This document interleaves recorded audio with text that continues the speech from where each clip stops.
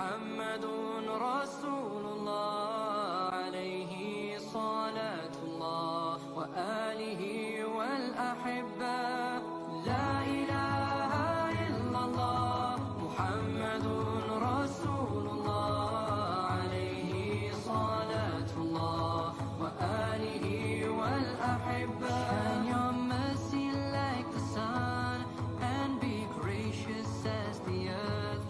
Let your kindness come like rain that cares not whom it falls upon. And let ocean deep your wisdom be, your heart a lantern spreading peace. Give yourself in love of him, be like Al-Habib.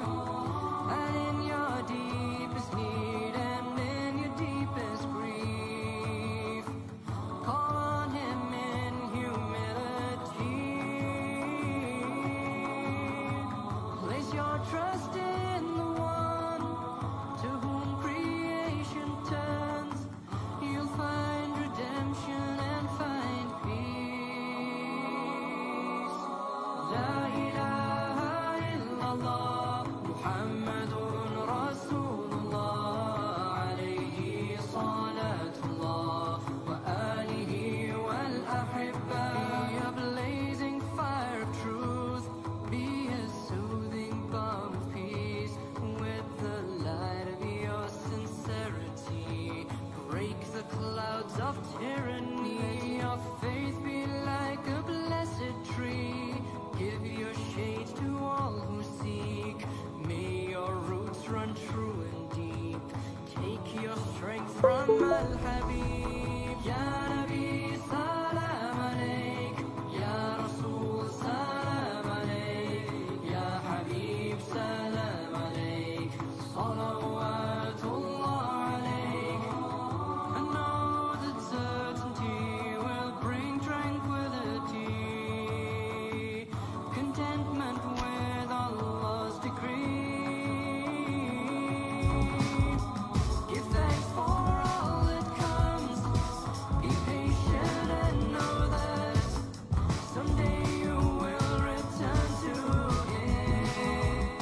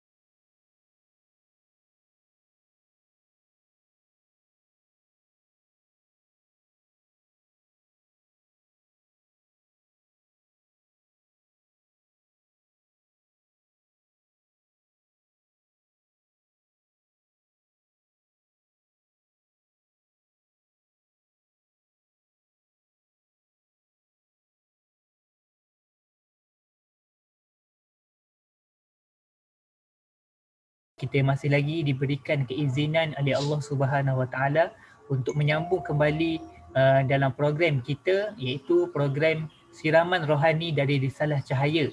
Dan hari ini kita sambung pada siri yang ke-15.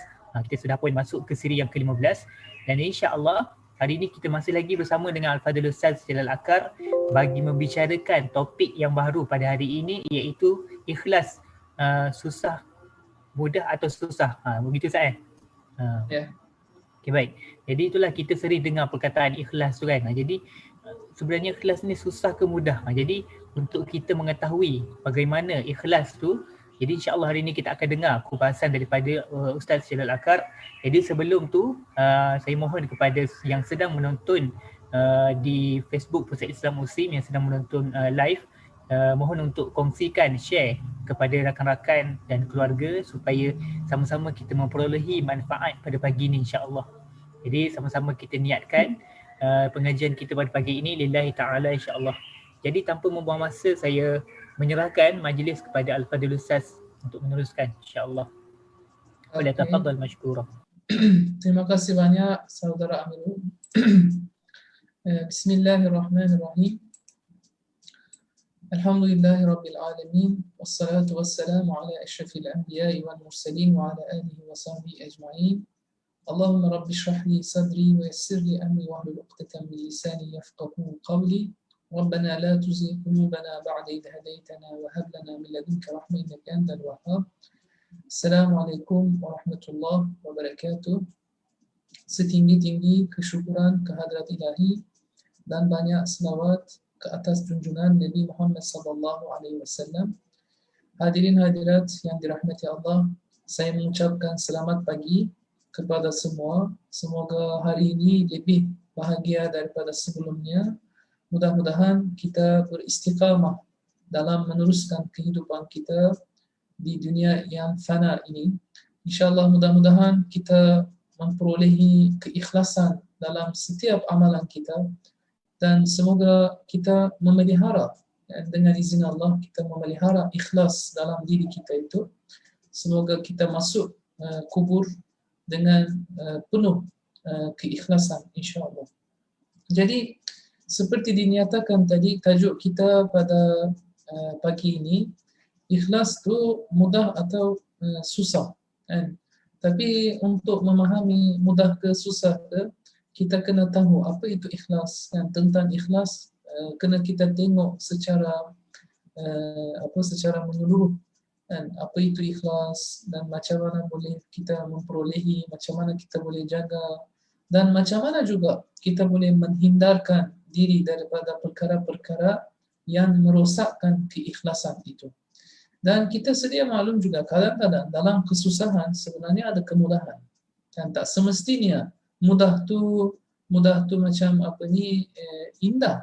Dan kadang-kadang mungkin ikhlas tu susah kita peroleh atau susah kita nak jaga, tapi yakinlah dalam usaha memelihara ikhlas dalam diri kita itu, walaupun dia nampak susah, tapi itu sebenarnya satu kemudahan, satu rahmat pada kita daripada Allah Subhanahu Wa Taala. InsyaAllah saya akan kupas daripada Lama'at ke-21 karangan Bediüzzaman Said Nursi dalam himpunan Lama'at ataupun himpunan Kilauan tentang ikhlas ni.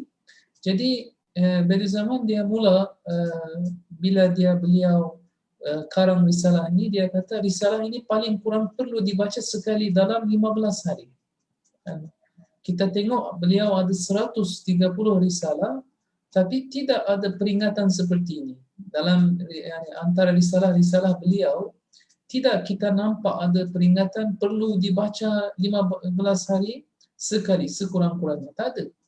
Jadi kita nampak jelas di sini topik ni sangat penting kan, keikhlasan tu dalam amal soleh tu, dalam setiap perkara yang kita lakukan tu sangat penting.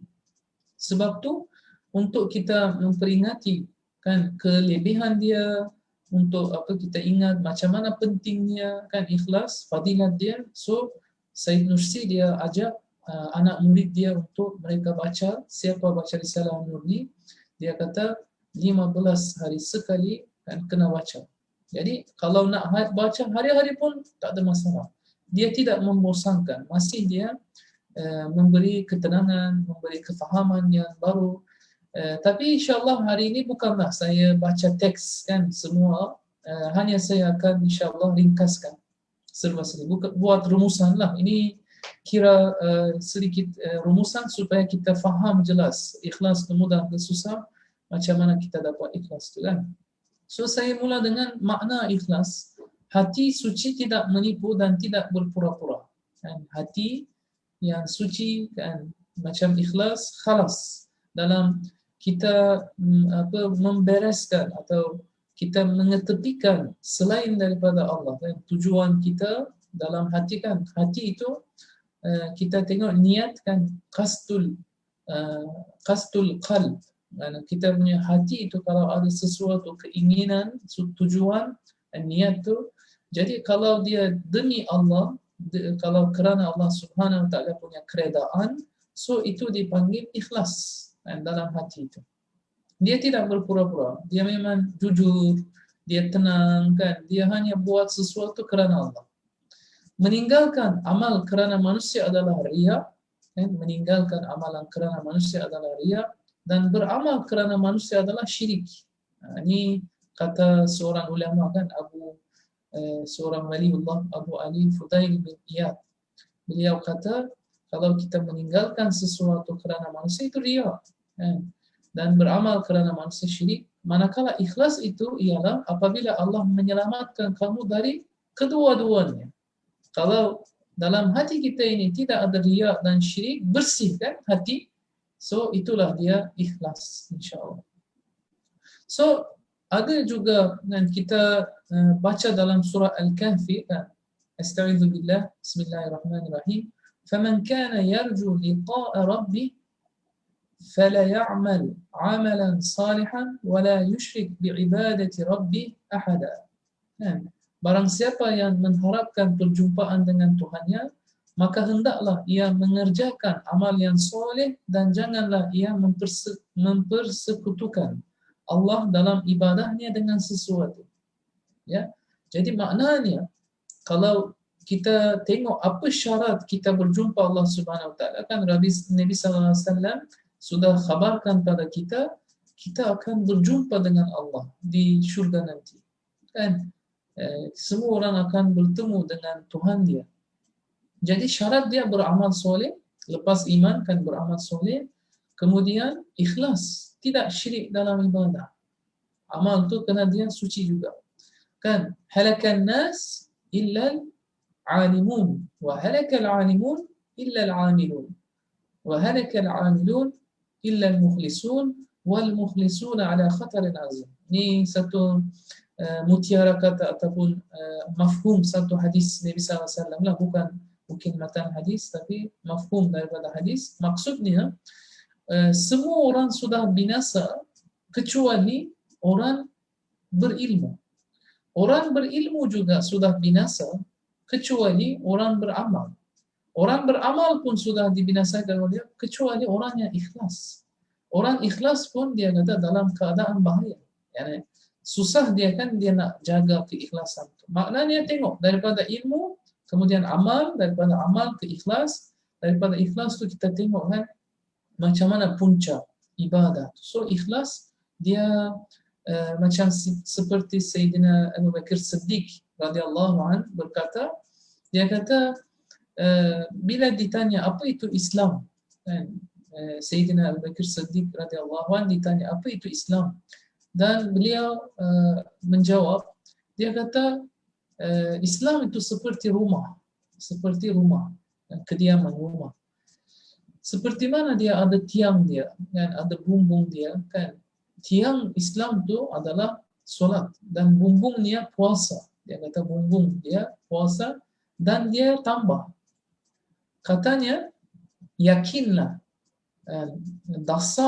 dasar Islam ni adalah keikhlasan. Ikhlas itu sangat dasar, sangat penting. Bila kita mengamalkan sesuatu kan, tak boleh macam kerana manusia, tak boleh macam kita meninggalkan kerana manusia ataupun kita melakukan kerana manusia.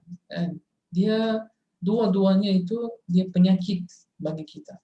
Kita hanya akan buat demi Allah Subhanahu Wa Taala kerana perintahnya, dan kerana Allah Subhanahu Wa Taala yang ingin, kan. Okey. Perintah Allah kepada hamba juga ada dalam sebuah ayat suci juga, surah Al-Bayyinah ayat 5. Istaizu billah.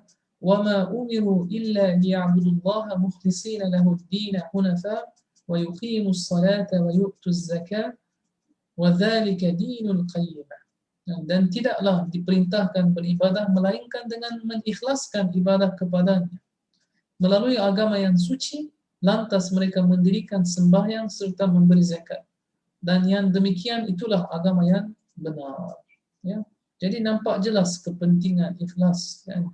Ikhlas itu adalah roh terhadap jenis-jenis ibadah. Ya, amal-amal itu adalah bentuk-bentuk yang tampil, adapun roh-roh yang menghidupkannya adalah hadirnya sir, yakni cahaya ataupun rahsia ikhlas padanya. Kan? Macam kita ada kereta, kan? Kereta ada enjin, kan? Enjin kalau tidak berfungsi, kereta tak boleh walaupun secanggih manapun kereta kita, semewah manapun kereta kita, tak boleh bergerak. Kan? Tak boleh dia ada manfaat. So maksud dia di sini macam roh bagi amalan, amalan kita pun ada roh dia, ada enjin dia, itu ikhlas. Okey. So kita tengok ciri-ciri keikhlasan yang disampaikan oleh Badiuh Zaman Said Nursi. Apa itu ikhlas? Yani apa maksud di sebalik ikhlas ataupun keikhlasan tu, apa faedah bagi kita, kan? Beliau kata ada 9 ciri-ciri keikhlasan. Kan? Dia pertama sekali asas, kan? Asas terpenting amal soleh. Asas macam bangunan, kan? Bangunan mesti dia ada dia punya dasar, dia ada asas, kan? Baru dia boleh dibangunkan. Kalau asas dia tak kuat, maka dia tidak akan memberi manfaat, kan? Ataupun kita tengok, kan, macam dalam matematik, dalam ilmu matematik, kan ada zero. Dan zero itu dasar, dan zero itu asas. Atasnya positif, kan, satu positif ataupun minus, kan, di bawah dia itu. So zero itu dalam matematik satu penemuan yang luar biasa. Sebab dia menjadi satu asas. Dan bila dia jadi asas, so dia menentukan dia positif ke negatif dia, kan. Jadi begitu juga ikhlas dalam amal soleh kita itu dia menjadi asas. Dia kekuatan terbesar, kekuatan, kan? Macam apabila kita melakukan menghadapi sesuatu dalam kehidupan kita, ikhlas kita, niat kita ikhlas, yani sering kita kaitkan niat dengan ikhlas tu memang lebih kurang sama. Sebab roh bagi amalan ikhlas, roh bagi ikhlas juga adalah niat. Ya, niat kita pun kena suci, kena bersih, kan? So kekuatan terbesar macam kita melihat, kan, ashabul kiram dan Rasulullah SAW sendiri, kan, walaupun dia seorang-seorang dia berdakwah, tapi sentiasa Nabi SAW dapat kekuatan kerana Rasulullah SAW ikhlas, dan ashabul kiram tu dia ikhlas. Pemberi syafaat yang paling diterima, pemberi syafaat ikhlas tu macam seperti dia pemberi pertolongan maknawi pada kita. Maksudnya bila kita punya niat ikhlas, hati kita suci, kita buat sesuatu, mungkin mula-mula kita ditolak ke ataupun orang tak reda ke, kan, mungkin tak ada yang terima, tapi akhirnya dia akan memberi syafaat pada kita, memberi syafaat di akhirat nanti, kan. Macam solat kita yang dilakukan, didirikan, Quran yang kita bacakan, di akhirat nanti dia akan membantu pada kita. Amal ikhlas itu akan bantu, kan. Macam bila orang manusia masuk kubur, kan, dia sebenarnya banyak buat amalan, tapi dia tengok amalan-amalan semua itu lari daripada dia. Kan dia katakan saya buat banyak amalan, tapi kenapa sekarang tidak ada?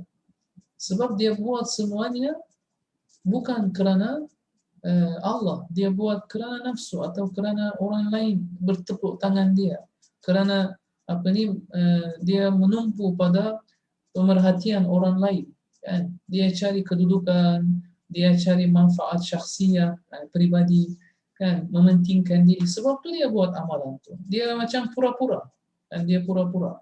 Sebab tu amal dia itu tidak sah, kan?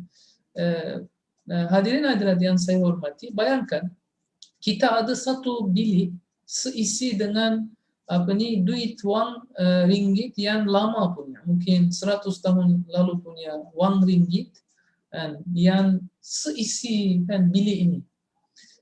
Kita boleh ke beli nasi lemak, kan, nasi lemak dengan semua duit tu kalau kita kutip, boleh beli tak?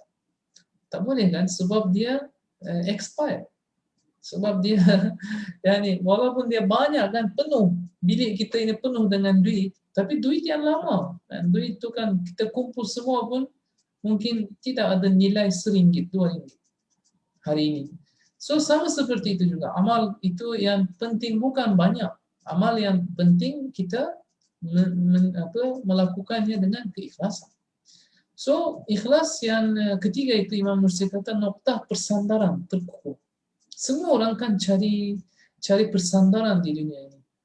Dan sama ada orang dia sandar pada istrinya, ada orang yang sandar pada suaminya, ada orang sandar pada ibu bapa dia, ada orang yang sandar kepada ketua dia, pemimpin dia, kan? Yani sebenarnya kita punya persandaran yang terkukuh adalah kita punya amal soleh yang penuh keikhlasan. Kerana itulah akan memberi manfaat pada kita, kan? Jadi keikhlasan kita itu akan insya-Allah sentiasa menjadi kita punya persandaran. Kita tidak akan macam rasa ditepikan, kita tidak akan rasa keseorangan kalau kita melakukan sesuatu kerana Allah. Sebab itu dah ada kita punya persandaran. Noktah kita ini ambil macam kekuatan lah. Jalan hakikat terpendek, jalan hakikat, yakni jalan kebenaran, kan? Yang paling pendek, shortcut itu ikhlas. Orang yang kalau mengamalkan dengan ikhlas, sentiasa dia akan dirahmati, ya, sentiasa dia akan dipermudahkan untuk mendapatkan hakikat-hakikat di alam. Ya, itu yang keempat, kelima. Kalau keenam, doa ma'nawi yang paling makbul. Kita punya keikhlasan tu dalam amal, ibarat macam kita melakukan doa. Misalnya, saya keluar dari rumah secara percuma, kan, saya keluar pergi ke seorang kawan saya yang duduk jauh, kan, saya yang isi minyak sendiri, kan, bayar tol sendiri, saya pergi rumah dia, sampai rumah, lepas tu saya 1-2 jam ajar dia Quran, lepas tu balik rumah, tapi tanpa saya meminta apa-apa daripada dia, kan, tak ada bayaran pun, saya keluar kerana macam khidmat. Kenapa saya keluar pergi? Saya punya niat mendapatkan keredaan Allah. So saya punya proses tu yang pergi balik tu, walaupun saya tidak angkat tangan, ya Allah kurniakanlah kebaikan, kan, kita tidak doa pun, jadi ikhlas kita itu sebenarnya dia doa otomatik.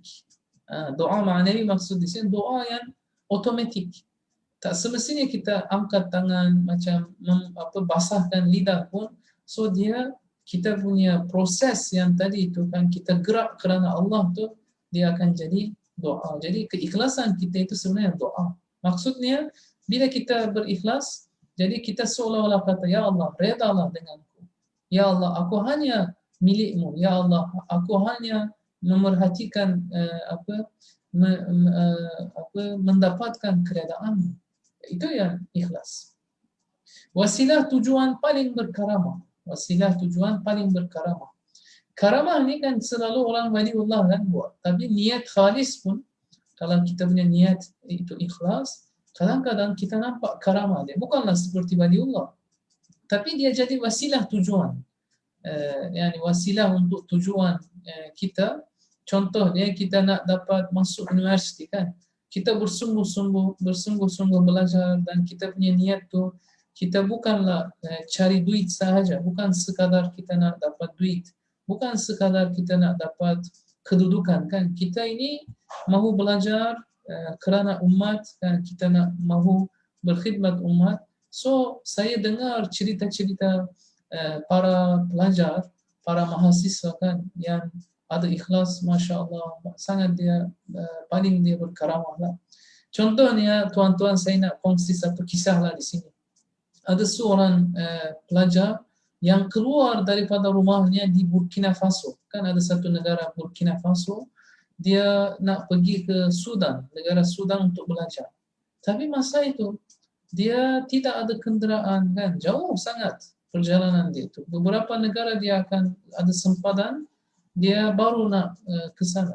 Dengan dia hentikan masa itu, kan, ada kenderaan-kenderaan di padang pasir tu. Jadi dia berjalan bahaya semua, tapi niat dia nak belajar. Sebab di negara dia sendiri tidak ada, kan, dia mahu belajar bahasa Arab, dia mahu belajar ilmu-ilmu agama. Tapi kalau di negara Sudan ada Universiti Khartoum atau Universiti Afrika. Jadi dia nampak berbanding negara dia, sebab negara dia pun ada masih penjajahan pun masih dia berlangsung walaupun mereka bebas, kan. France itu masih dia ada kesan dia, dan kalau setahu saya tak ramai orang Muslim di sana, kan. Jadi dia pun keluar, tapi berhari-hari dia jalan. Akhirnya dia sampai ke universiti itu, dia belajar. Lepas tu masa dia belajar tu dia buat apa, dia kerja sebagai apa, part time cleaner di Sudan tu. Akhirnya dia tamat universiti dia, sekarang dia dah balik apa, orang yang tak dapat masuk apa, orang yang tak dapat naik kapal terbang dalam hidupnya, kali pertama dia naik kapal terbang menuju ke Turki. Bila dia belajar di Sudan 4 tahun, dia bertemu dengan Hayrat Foundation. Lepas tu dia belajar Risalah An-Nur ni, kan, dia sangat macam meningkatkan ilmu dia itu. Akhirnya dia dijemput oleh Hayrat Foundation ke Turki. Dia belajar bahasa dan sambung belajar di sana. Kemudian sekarang ni dia sudah balik ke negara dia. Dia sudah jadi antara satu ketua NGO di sana, dan dia berkhidmat sekarang untuk masyarakat dia. Jadi tengok, dia punya kan tujuan yang paling berkaramah. Yani di sini karamah dia bukanlah macam kita nampak ada luar biasa, tapi tengok susah sebenarnya dia nak sampai Sudan, susah dia nak pergi Turki, kan, naik kapal terbang. Sepanjang hidupnya dia tak naik kapal terbang, tapi alhamdulillah dia, oleh kerana dia ada tujuan nak berkhidmat untuk masyarakat dia, Allah Subhanahu wa taala mempertemukan dia dengan sahabat-sahabat Islam yang lain, kan. Dia sudah dapat kekuatan, kan. Jadi seterusnya akhlak yang tertinggi itu ikhlas. Dia akhlak yang tertinggi. Kalau kita cari akhlak yang tinggi itu, itulah ikhlas, kan. Kita tak payah cari macam saya nak jadi macam ni macam tu, kan. Kita kena cari untuk diri kita, keikhlasan sahaja dah cukup untuk akhlak yang murni, kan.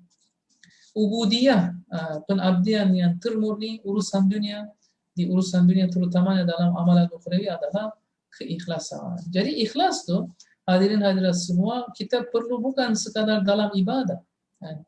Dalam muamalah pun, macam antara isteri suami, antara anak-anak dengan ibu bapa, kan, antara rakan kerja kita itu, yang kerja-kerja duniawi pun dia memerlukan keikhlasan. Keikhlasan tu macam dia mengandungi kesungguhan, mengandungi bersihkan diri daripada sebarang kepura-puraan terhadap sesama manusia. Okey. Medan sebenar kejujuran dan keikhlasan ialah apabila diri kita dikumpulkan bersama-sama orang lain. Ya, medan sebenar kejujuran dan keikhlasan ialah apabila diri kita dikumpulkan bersama-sama orang lain. Selagi kita bersendirian dan tidak berjamaah serta bermasyarakat, keikhlasan dan kejujuran itu tidak terzahir pada kedudukannya. Atas alasan itu, Said Nursi menulis risalah yang menggabungkan keduanya dan diberi nama Risalah Ikhlas dan Ukhuwah. Sebab itu Said Nursi dia buat dua risalah berturut-turutlah bersama-sama dia. Satu kitab asing, dan dia sering nasihatkan dibaca. Kekuatannya dapat dirasai besi berani menarik besi-besi di sekelilingnya kerana kekuatan dirinya. Orang yang ikhlas terhadap agamanya mampu menarik amal-amal soleh lain lalu ia mengamalkannya. Bahkan mereka yang ikhlas mampu menarik hati-hati manusia terpaut kepadanya.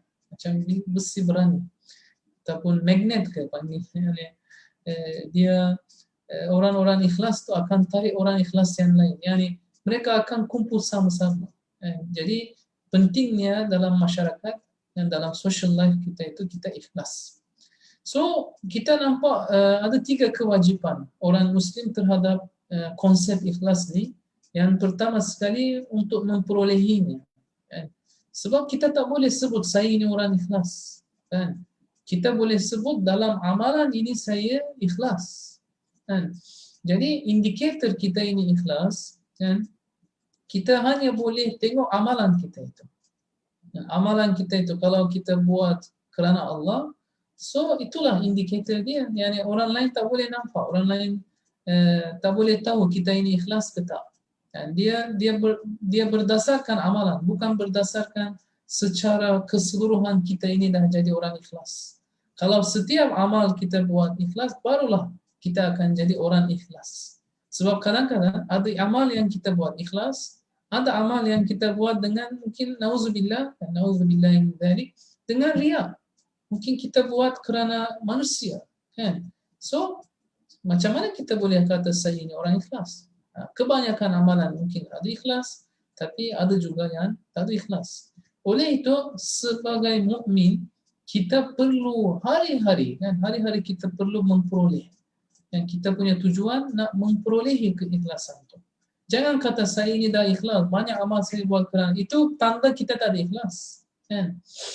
Seterusnya kita kena memelihara dia, menjaga. Dan lepas dah dapat ikhlas tu dalam amalan, kita kena jaga dia. Lepas tu kita kena menghindari, kan, halangan keikhlasan tu. Kerana syaitan dengan nafsu sentiasa akan dia cuba cabut kita punya amal soleh tu yang ada ikhlas tu, kan, dia nak cari. Sebab syaitan dia kata apa dalam satu ayat tu kepada Allah, saya akan menyesatkan mereka, saya akan beri muslihatkan pada mereka, tapi kecuali siapa? Orang yang ikhlas. Orang ikhlas dia tak boleh buat apa-apa syaitan. Sebab tu dengan sekuat-kuatnya syaitan dan nafsu tak nak kita ini ada ikhlas. Macam Yusuf AS pun kan seorang Nabi, dia kata apa? Innan nafsa la'ammaratun bisu'i illa ma rahima rabbi. Yang sesungguhnya nafsu itu sentiasa mengajak pada keburukan kecuali orang yang dijaga, orang yang dipandu oleh Allah Subhanahu Wa Taala, kan. Jadi ikhlas sangat-sangat penting, harus kita memperolehi, memelihara dan menghindari benda-benda yang merosakkan keikhlasan kita. Wajib berusaha memperolehinya selagi nyawa belum terpisah dari badan. Itu yang kita letak di sini. Sebab apa? Sampai nafas terakhir kita tak boleh yakin kita ini ada ikhlas ke tak. Wajib berusaha memeliharanya, wajib berusaha menghindari daripada perkara-perkara yang merosakkannya, kerana amalan akan bernilai disebabkan ikhlas. Sebaliknya menjadi sia-sia dan tidak berharga jika ia rosak dengan riya dan ujub. Kadang-kadang riya atau ujub pun orang tu macam yakin, dia kata saya punya amalan tu dah cukup dah, saya dah buat banyak amalan. Itulah ujub, dia memadai amalan tu. So, bagaimana kita memelihara keikhlasan atau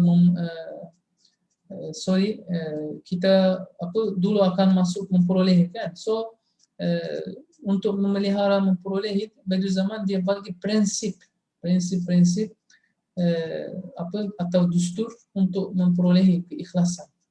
Jadi prinsip pertama, Badiul Zaman Said Nursi sebut, jadikan reda Allah, keredaan Allah sebagai matlamat.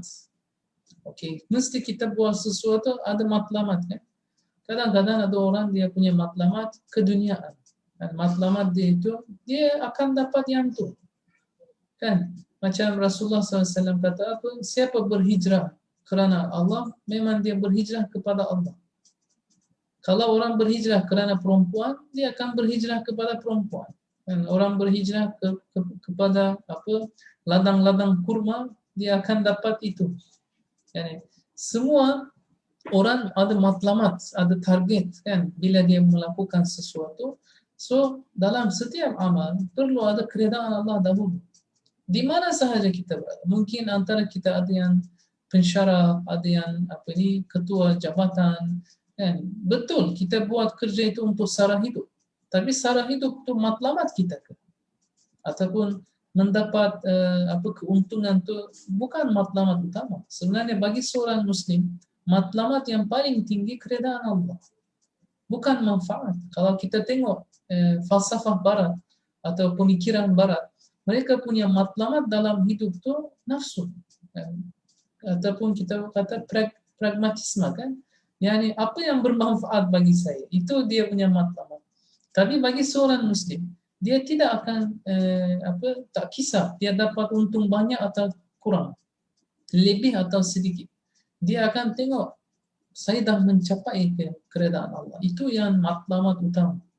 Kan, matlamat utama, tapi yang sampingan tu untuk sara hidup, untuk apa cari peluang kan dalam daerah halal. Kalau kita punya dalam daerah lingkungan halal tu tak ada masalah. Tapi matlamat utama kita keredaan Allah. Jika Allah reda, sedangkan seluruh dunia tidak meredai kamu, ia tidak penting. Ini merupakan tunjang utama yang perlu dibina oleh setiap Muslim. Jadi kita nampak sekarang di sini jelas kan, kalau orang tu menentang dengan kita, tapi kita dalam hati kita yakin kita buat semua ini kerana Allah. Kalau Allah reda, orang tak reda, itu tak kisah. Macam Sa'ad bin Abi Waqqas radhiyallahu anhu kan, apabila dia masuk Islam, jadi ibu dia memang dia marah. Dan dia kata mesti kembali daripada agama baru ini. Kena kembali pada agama nenek moyang. Tapi Sa'ad bin Abi Waqqas selalu kan dia sayang ibu dia. Memang dia sangat sayangi ibu dia. Selalu dia berbuat baik dengan ibu dia. Tidak marah kan, dia tidak balas. Tapi ibu dia masih dia garang kan, dia selalu marah dia. Satu hari dia kata saya akan buat mogok lapar. Kalau kamu tak balik, jadi nanti saya akan mati. Semua orang kata ibu Sa'ad ni mati sebab Sa'ad. Sa'ad yang jadi sebab yang dia mati. Masa itu Sa'ad bin Abi Waqqas kan sentiasa dia mencari keredaan Allah dalam agama baru ini Islam. Jadi dia kata, wahai ibuku yang saya sangat sayangi, kalau engkau ada 100 nyawa kan, 100 nyawa, dan hari-hari kalau satunya dikorbankan, saya tidak akan balik daripada agama ini. Kerana Nabi SAW itu membawa pada kami satu jalan kebenaran. Jadi Sa'ad bin Abi Waqqas punya kata-kata itu tersentuh pada ibu dia. Kan? Ikhlas dia kan. Sebab dia memang sayang ibu dia, tapi dia tak mau balik. Jadi ibu dia pun dia sangat terkesan, dia memeluk agama Islam. Yani kalau kita ikhlas, Allah mungkin akan memperredakan orang lain juga. Tapi tak semestinya. Kadang-kadang ada orang dia macam tak senang dengan kita. Tapi kita punya niat tu khalis, niat kita itu baik. Jadi tak kisahlah orang reda ke tak. Kadang-kadang kita buat sesuatu satu dunia kan macam berpaling wajah pada kita. Sekarang ni dalam isu isu Syria kan, isu apa nama dia itu di Palestin tu kan, kita nampak ada beberapa negara Islam sahaja yang mempertahankan hak saudara kita itu. Mereka macam nampak keseorangan, tapi kita yakin mereka ikhlas dan mereka nak mempertahankan hak asasi saudara kita. Seluruh dunia sekarang ini berpaling wajah kan. Dunia barat kononnya yang humanis tu, mereka diam kan. Kita tengok kan bangsa-bangsa bersatu itu dia diam. Jadi bukan berarti mereka itu yang ramai itu yang berhak kan. Walaupun kita seorang dua, kita sentiasa akan cari keredaan Allah kan. Jadi itu yang pertama, prinsip pertama, kita jadikan reda Allah sebagai matlamat. Yang kedua, prinsip kedua, jangan mengkritik saudara-saudara kalian yang berada dalam khidmat Al-Quran ini. Kita adalah satu jenama. Contoh anggota tubuh manusia, dan dari zaman bagi analogi roda-roda kilang dan jam. Sekarang ni kita mau tak mahu kita berada di sekurang-kurangnya dalam sebuah keluarga ataupun berada di tempat kerja, berada di masyarakat kan. Kita tak boleh kritik saudara kita. Jadi supaya keikhlasan tu tidak dihilangkan, yang ikhlas tu tetap ada. Dari zaman dia bagi contoh, dia kata dalam tubuh badan kita kan tangan sebelah kanan dengan sebelah kiri tak pernah gaduh. Dan kita punya tengok mata, dia ada 2 biji mata duduk berlainan, tapi mereka nampak satu je. Berganding bahu, macam synchronize, kan simetrik. Jadi dia yang biji sebelah kiri itu, biji mata sebelah kiri itu dia tidak kata saya hari ini tak mau kerja. Kan? Dua-dua macam kerja sama. Kan? Tangan, lepas tu kita punya kaki semua. Kan? Tidak dia mahu mengkritik. Kan? Macam roda-roda kilang kan, jam. Kita tengok macam mana pusing, macam secara harmoni.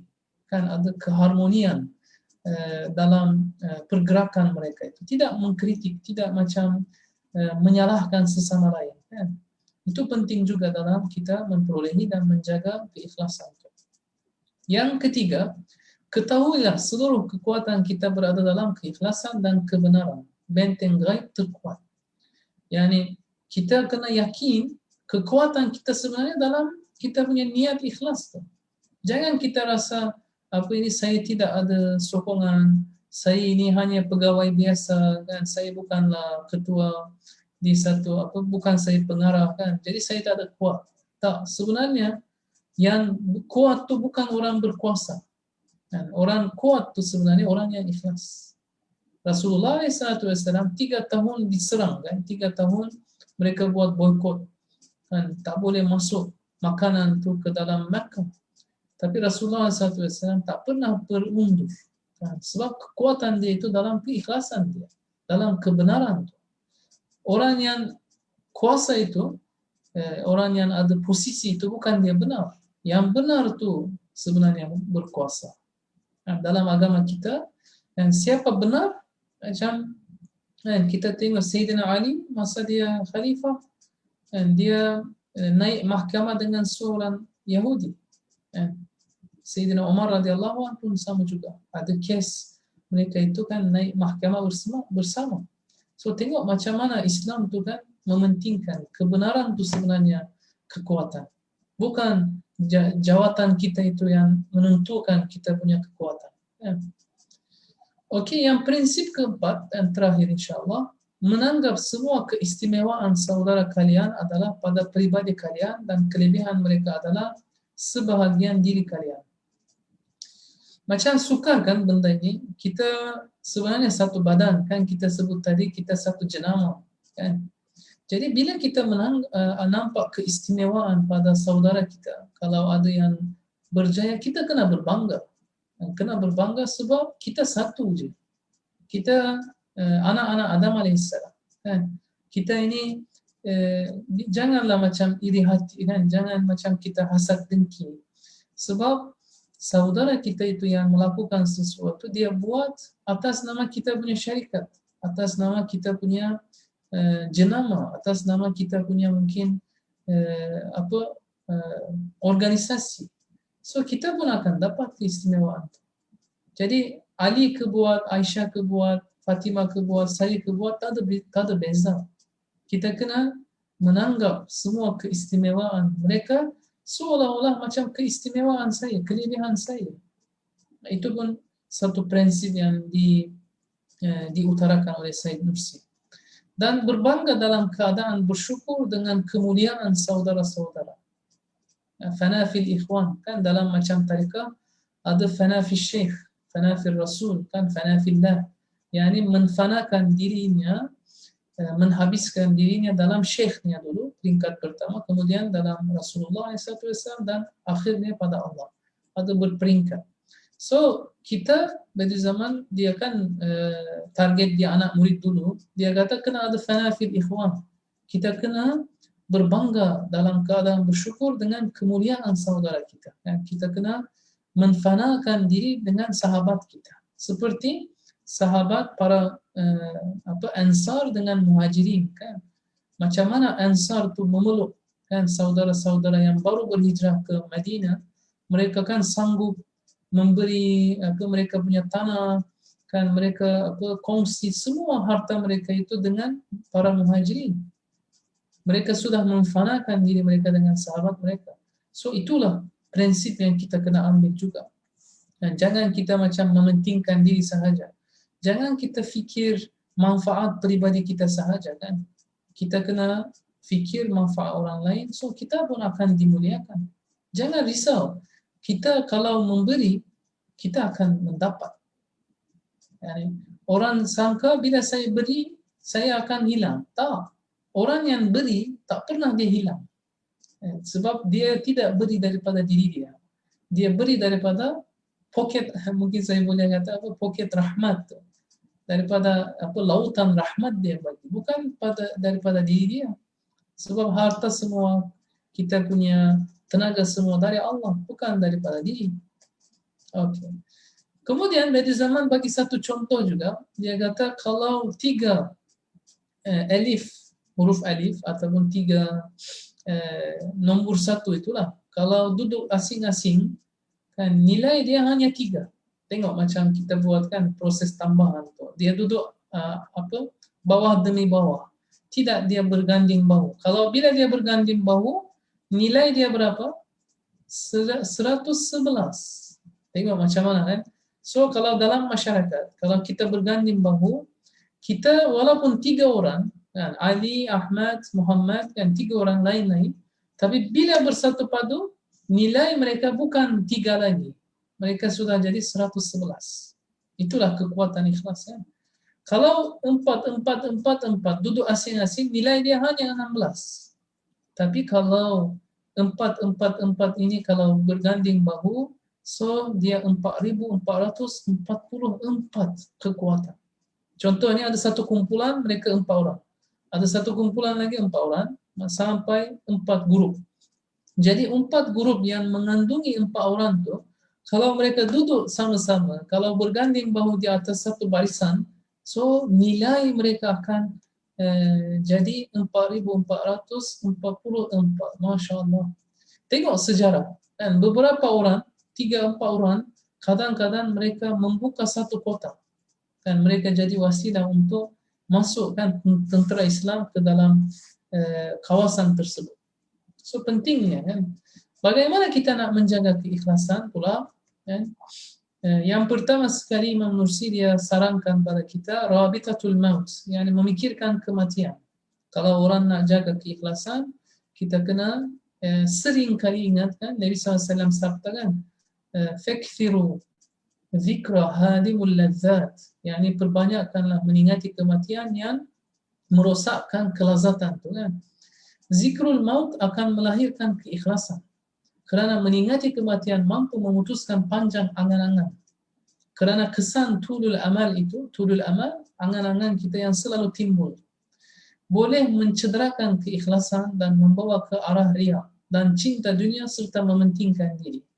Oleh itu, dalam agama kita sangat penting kan, zikrul maut. Selalu ingat kan, satu hari nanti, mahu tak mahu, saya akan dipanggil, saya akan mati. So penting sangat untuk memelihara ikhlas kita. Yang kedua, tafakkur imani, yang berfikir tentang iman, berfikir dengan cahaya iman itulah di atas kejadian alami. Kita akan menyelamatkan diri kita daripada riya, sebab kita akan nampak Allah hadir kan, sentiasa Allah bersama dengan kita. Allah melihat kita. Kalau tafakkur imani, yang tafakkur yang bersumburkan iman tu akan membawa kita nampak kan di alam ini nyata, sangat nyata. Yani wujud Allah tu sangat nampak. Allah wujud, Allah melihat kita.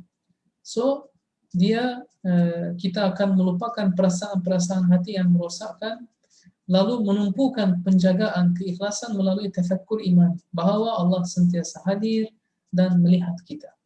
Sebagai contoh ya, saya bagi, kalau kita sekarang ni berada di universiti, kan, orang yang paling kita menumpu kan, kita punya pemimpin di sana, naib chancellor kan, naib chancellor bila keluar semua orang akan tengok apa dia punya hajat, keperluan kan, kita nak memenuhi ataupun kita semua nak hormat.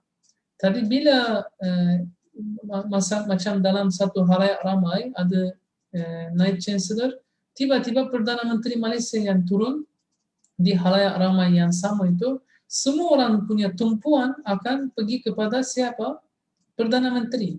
Sebab berbanding naib chancellor, siapa yang lagi ada kedudukan di atas? Perdana Menteri. So seperti itu juga kan, saya bagi misalan sahaja. Sekarang ni kan kita ada banyak tumpuan, kita ada banyak mementingkan orang kan. Tapi tengok siapa yang berjawatan paling tinggi di atas muka bumi, di alam semesta ini? Allah. Kan Allah sentiasa di halayak kita. Allah sentiasa bersama kita. So, yani berbaloi ke kalau kita mencari tolehan orang lain, mencari tawajjuh, yani pemerhatian orang lain.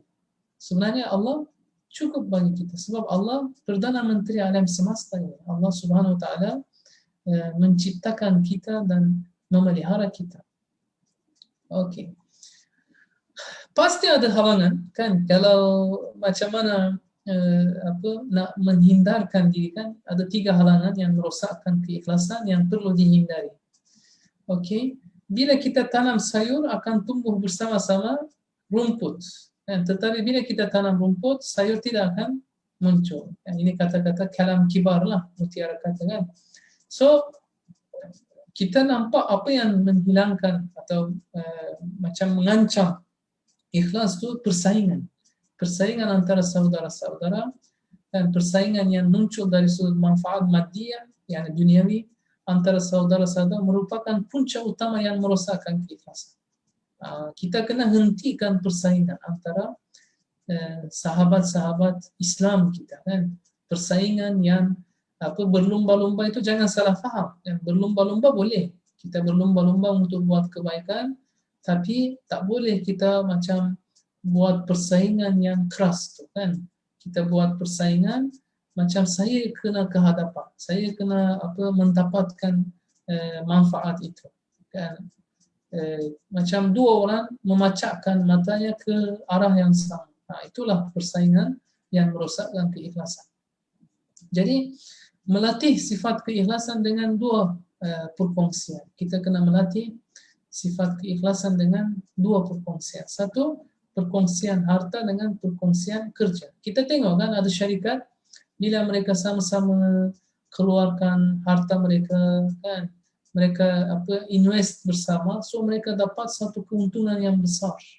Kan ada syarikat-syarikat besar, mereka sama-sama kan kongsi harta, so mereka dapat ni. Dari zaman Syed Nursi, dia bagi satu contoh. Dia kata apabila ada satu syarikat kan, mereka itu menghasilkan menghasilkan jarum. Mereka buat seorang-seorang sendiri, mereka buat, tapi hanya mereka dapat hasil seorang dapat 3 jarum. Tapi bila mereka sama-sama berganding bahu, mereka bila perkongsian, ada perkongsian harta itu kan, sama-sama mereka berusaha, so sehari mereka dapat 300 jarum. Seorang dia dapat 300 jarum hasil. Yang tadi kan seorang sahaja 3, 10 orang yang bekerja sama, tapi akhirnya mereka dapat seorang tu 300. Mereka terkejut sebab ada rahsia ikhlas dalam perkongsian harta itu. Kalau perkongsian kerja pula, bagi zaman bagi satu contoh pelita. Dia kata zaman dahulu kan kalau nak menyalakan satu pelita kan mesti ada yang tadi itu saya terbalik. Yang tadi contoh tadi perkongsian kerja lah, macam buat jarum tu. Perkongsian harta pula macam ada orang nak menyalakan satu lampu suluk, lampu pelita. Jadi zaman dahulu kan kena bawa gas, minyak, ada mereka bawa contohnya kayu kan, ada bawa mancis kan, ada mungkin kaca kan yang tutup dia punya itu. So semua orang masing-masing membawa sedikit harta. Yani ada yang bawa mancis, ada yang bawa batu arang ke apa ke kan. Dan apa yang perlu itu semua orang masing-masing dia bawa. Akhirnya oleh kerana mereka berkongsi kan harta itu, mereka menyalakan satu pelita. Semua yang duduk di sekelilingnya dia dapat cahaya. Yani cahaya itu tidak dia dipecahkan. Macam orang yang bawa mancis itu dia kata engkau punya harta itu sedikit, so you tak boleh dapat. Tidak. Jadi semua orang dia dapat cahaya yang sama. Dan mereka duduk sama-sama kan, cahaya yang sama itu pergi kepada semua orang. Tapi mungkin ada yang bagi sedikit, ada yang bagi banyak, tapi tetap mereka dapat keberkatan itu. Sebab ada keberkatan dalam perkongsian harta lah. Ishtirakul amwal. dalam mereka pun bekerjasama dalam mereka sertakan mereka punya harta itu, Masya Allah. So Imam Nursi kata, kalau dalam kerja-kerja duniawi, kalau ada keberkatan macam ni, coba bayangkan dalam kerja-kerja akhirat, kalau ada perkongsian harta, kalau semua orang bekerja sama. Tengok sekarang dunia Islam, kalau kita sama-sama kita berganding bahu, sebenarnya dunia barat, dunia zalim tu, mereka tak boleh sentuh pada kita. Sebab ada rahsia di sebalik perkongsian harta itu. Kita kena latih sifat ikhlas tu dengan dua perkongsian ini. Sikap mencari tawajuh ammah, yakni perhatian umum. Itu pun salah satu juga yang merosakkan ikhlaslah, perhatian umum tak boleh diminta. Sikap ini muncul daripada hubujah, cinta kedudukan. Sikap membelai ananiyah dan keakuan dengan cara menarik perhatian orang lain kepada diri sendiri dan tabiat memberi kedudukan kepada nafsu amarahnya. Tawajuh orang tu sebenarnya sementara sampai kubur. Cinta kedudukan pun macam tengok sekarang ni posisi-posisi yang sangat disayangi itu kan selalu dia berganti dengan orang lain. Dan dia bukan dia sentiasa. Kan? Yang ketiga, takut dengan diri sendiri dan tamak.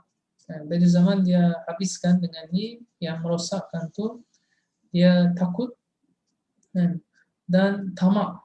Rasa takut jika dikeji dan takut jika tidak dihormati, serta rasa tamak, kedua-duanya sifat ini menjadi penyebab yang merosakkan keikhlasan.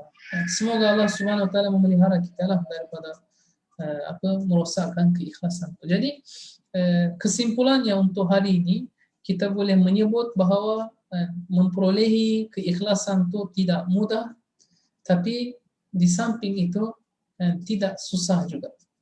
Ya, sebab apa tidak susah? Hanya kita akan buat target sahaja. Yani dia dari satu sudut nampak macam sukar, tapi dari satu perspektif kita tengok dia nampak mudah. Kerana Allah bersama dengan orang baik, orang ikhlas, niatnya baik kan.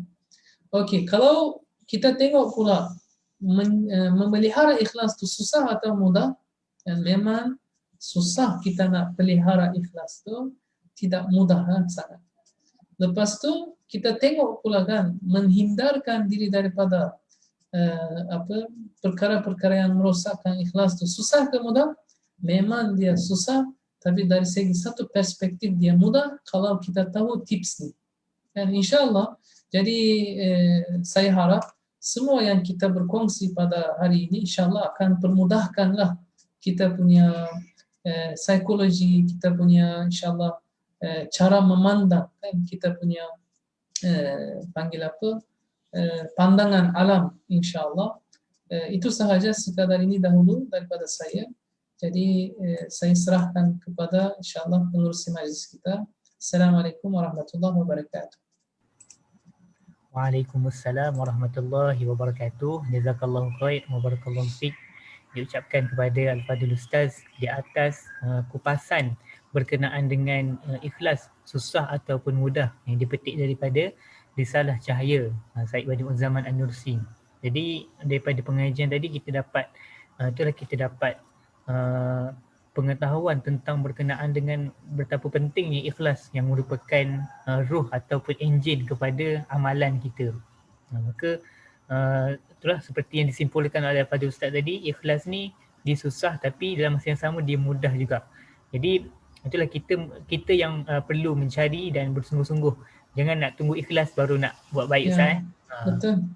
Kita kena sentiasa mencari keikhlasan tu insya-Allah. Jadi saya tertariklah dengan apa yang dikongsikan oleh Syed Badi'uzzaman An-Nursi tadi tu, yang cara kita nak ikhlas tu, nak mampu ikhlas tu, berkongsi harta dan berkongsi kerja tu. Jadi itulah, moga-moga kita dapat mengamalkan apa yang kita pelajari pada hari ini dan dapat kita muhasabah kembali diri kita supaya kita beribadah ataupun melakukan amalan dengan ikhlas kerana Allah Subhanahu Wa Taala. Jadi terima kasih kepada Ustaz atas perkongsian pada hari ini. InsyaAllah kita sama-sama niatkan untuk hadir lagi pada siri yang seterusnya pada hari dan waktu yang sama di Facebook Kompleks Islam Muslim, Ustaz Islam Muslim insyaAllah. Dan saya wakil daripada Ustaz Islam Muslim memohon maaf andai berlaku kekurangan sepanjang program berlangsung. InsyaAllah moga-moga kita bertemu lagi pada minggu hadapan. InsyaAllah. Wabillahi taufiq wal hidayah. Wassalamualaikum warahmatullahi wabarakatuh. Waalaikumsalam. Fi amanillah.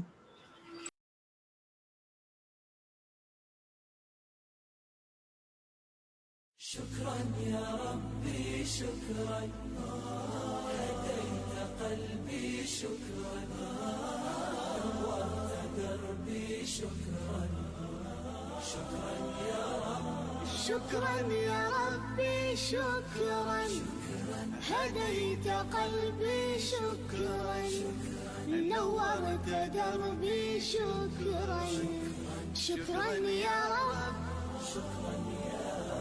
يا منزل القرآن يا خالق الإنسان يا رب يا رحمن شكرا يا رب شكرا يا رب يا منزل القرآن يا خالق الإنسان يا رب يا رحمن شكرا يا رب